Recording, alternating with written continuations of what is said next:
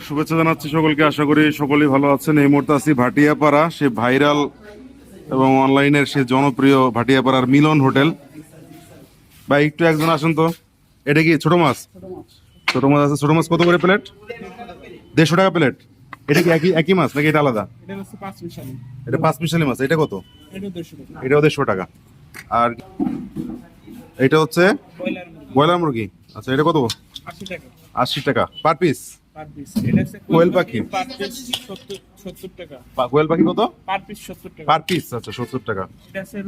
আচ্ছা দাঁড়ান, এটা কি রুই মাছের ডিম?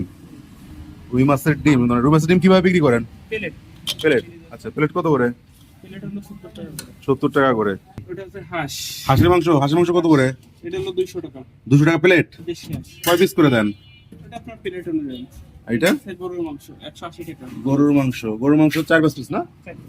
4-5 পিস থাকে। আচ্ছা, কত? এটা চীনা হাঁস। আর ওইটা হলো দেশি হাঁস। দেশি হাঁসও আছে, চীনা হাঁসও আছে। আচ্ছা, আর এইটা হচ্ছে মাছ নিচের টাকা দেখি। এটা হলো বেলে মাছ, 200 টাকা পিস। ভর্তা আছে না? ভর্তা কিসের? 50 টাকা। আর এইটা হলো কি মাছ? 500 টাকা পিস। আর মাছ 500 টাকা পিস। শিং মাছ 150 টাকা।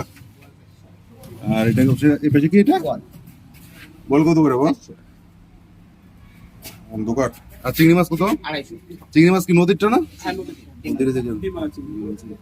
আর মাছের ভর্তা আছে না?